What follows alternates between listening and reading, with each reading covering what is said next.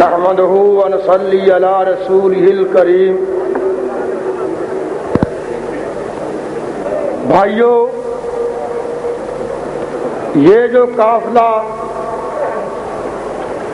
امیر جمعیت اہل حدیث پاکستان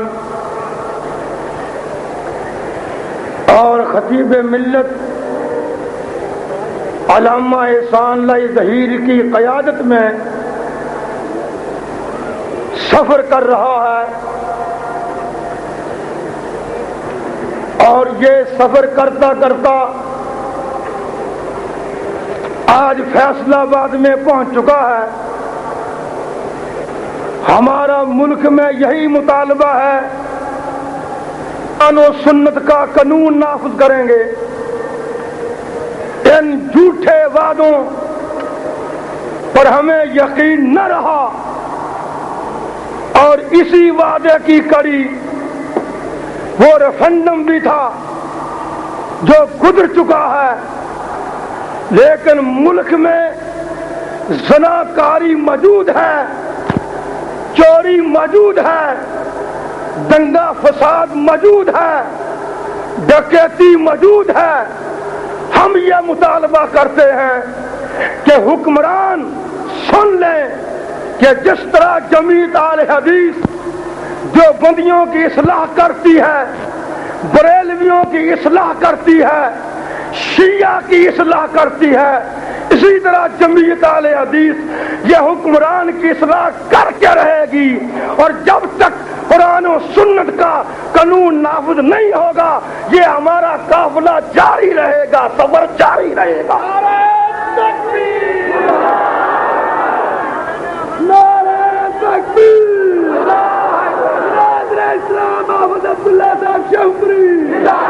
کیونکہ ہم نے ملک میں ہماری قیادت نے یہ نیکی کی ہے کہ حجروں سے باہر نکال کر اسماعیل شہید کی سنت پر قوم کو میدان میں لائے، اور علماء کو کہا کہ تم قرآن کی پڑیاں باندھ کر فروخت نہ کرو، آج جہاد کریں۔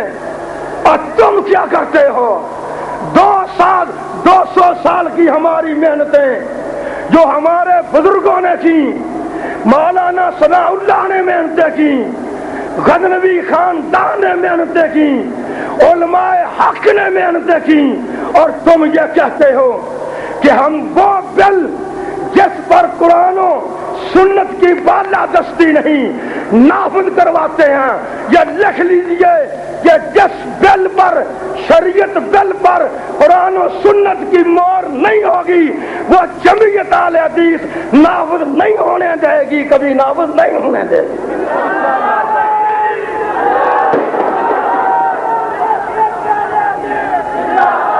کسی کی پرواہ نہیں، ہم نہ مردوں سے ڈرتے ہیں نہ زندوں سے ڈرتے ہیں۔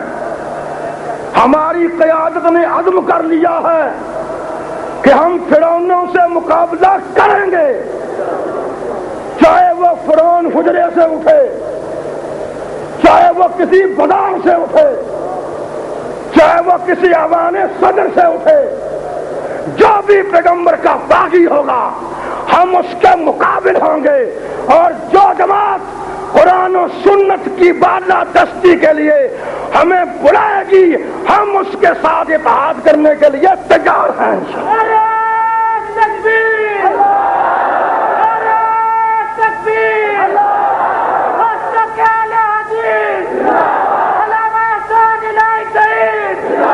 اور ہم یہ کہتے ہیں، اور ہمارا یہ مطالبہ ہے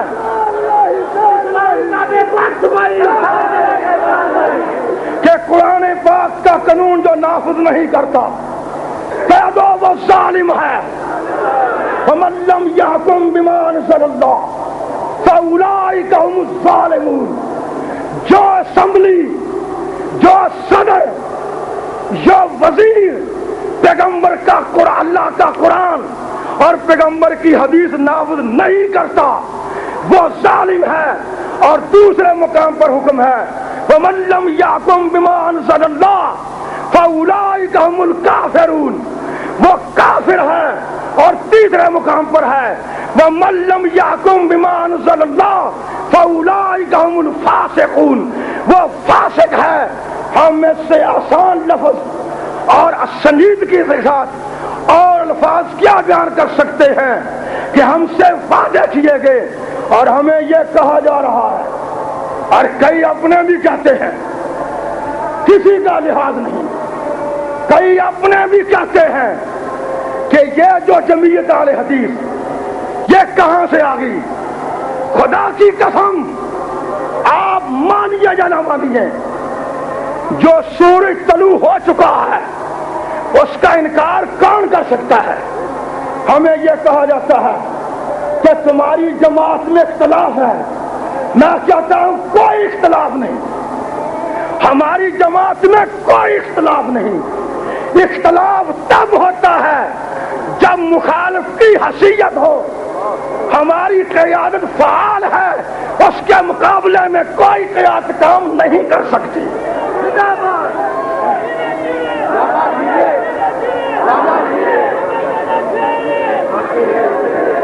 ہم اعلان کرتے ہیں اور ضرور کہیں گے کہ نبی پاک کے فرمان کے مطابق اور آزاد کی زبان میں اگر تم نے کچھ کرنا ہے ہمارے دروازے کھلے ہیں۔ تم یہ کہتے ہو، آج ہمیں پٹا لگاتے، صبح میں حضرت ایک اخبار پڑھ رہا تھا جو ہماری ہی اخبار نام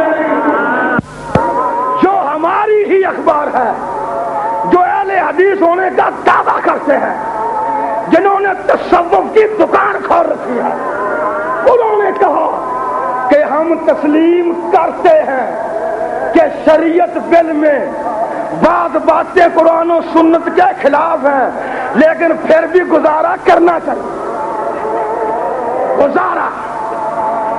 گزارا جس شریعت بل میں قرآن و سنت کی مخالفت ہوگی، ہماری قیادت گزارا نہیں کرے گی بلکہ مقابلہ کرے گی۔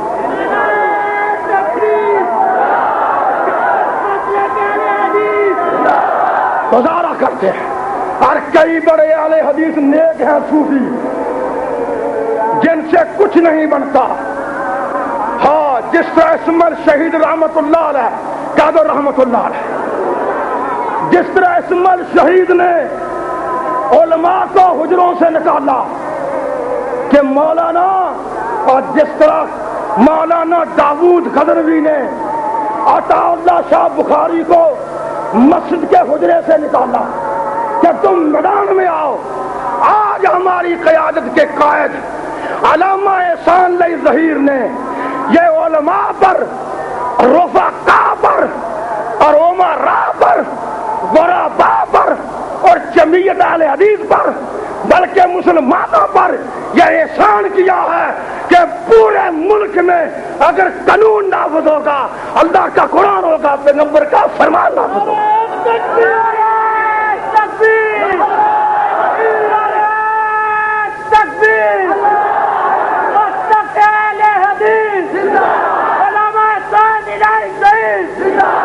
اور یہ بھی سن،